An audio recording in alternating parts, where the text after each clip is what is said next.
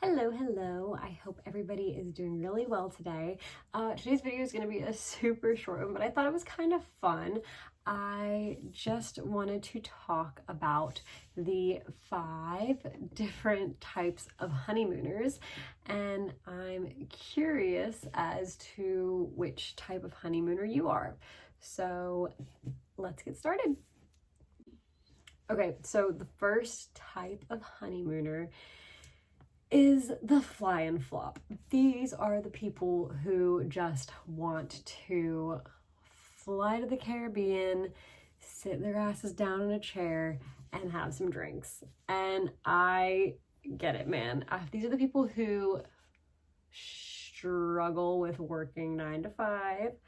Don't struggle with working 9 to 5, but who work 9 to 5, who just need to turn their brains off because they're sick of using their brain. They've planned this huge wedding and they just want to chill out and enjoy the company of their new spouse.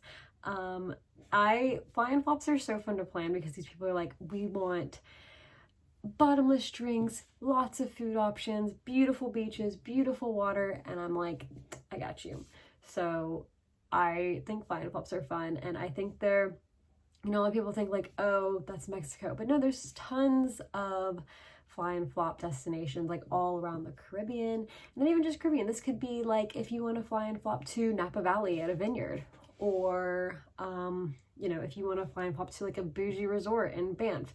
These are people who just want to go somewhere and have all the drinks and just have everything taken care of. They don't want to have to think at all.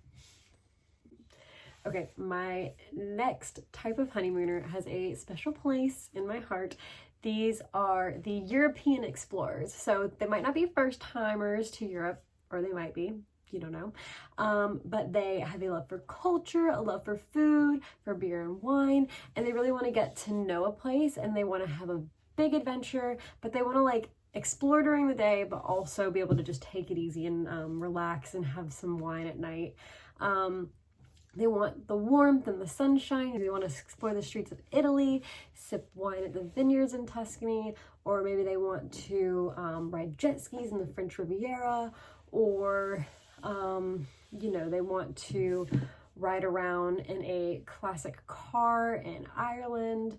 All of these things, they want to do it all. They want to experience Europe. They want to, go back to another time, almost, so to say. And I'm a sucker for European explorers, for my honeymoon babies going to Europe, just because Europe is where I fell in love with travel. I always enjoyed traveling. I always loved it so much and was so excited to go anywhere. But Europe was the first time that I was like, wow, I want to live a different life. So it really puts a special place in my heart when I have honeymooners going to Europe. And I'm like, hope you guys fall even more in love with each other and with the world while you're there. Okay, my third type of honeymooner. I love all my honeymooners, but this one I also really like. They're usually so much fun. And these are my bougie baddies. And these are the people who are like, pull out all the stops, no expenses spared. We want the creme de la creme, like put us in first class, better yet, give us a private jet. These are people who want all the luxuries that their honeymoon could possibly afford, because they know that they're only going to be honeymooning the one time and they want to make it count. My bougie baddies, where are you at? Okay, honeymoon traveler number 4 are my tropical travelers, and these are not the same as the fly and flop because they still want to adventure, but they want to be warm, they want to be with crystal clear water, but they want a little bit of adventure mixed in. They want to go zip lining, they want to do some hiking, they want to have to, maybe it is multi-leg. They don't want all-inclusive.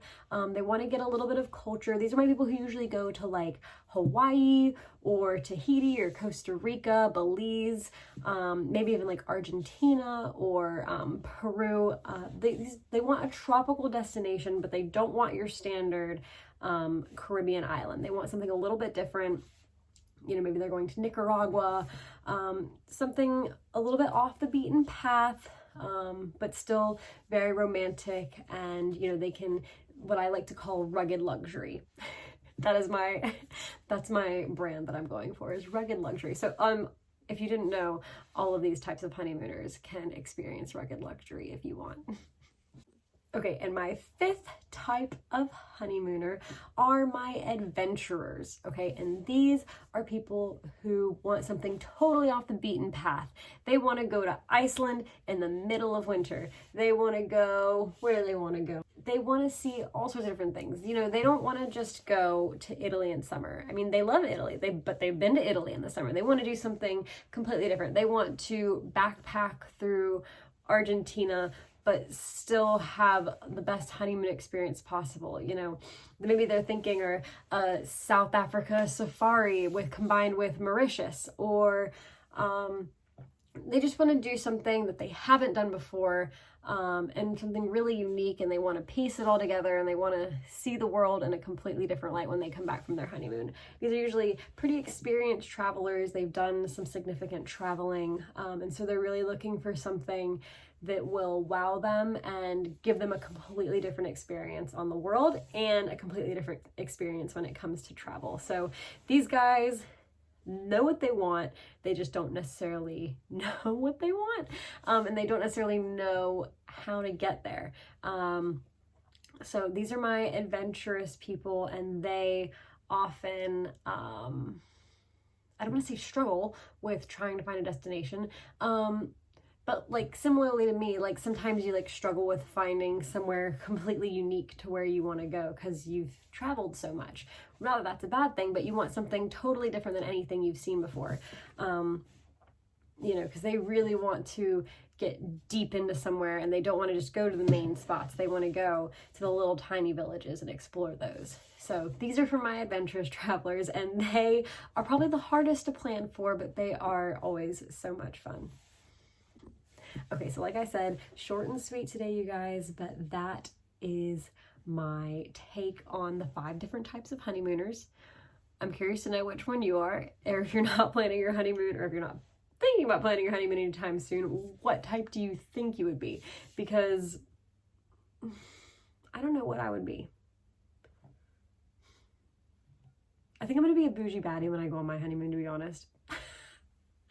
Because I'm always this a bit rugged, a bit planning things last minute. So I think for once, maybe I should just pull out all the stops, you know?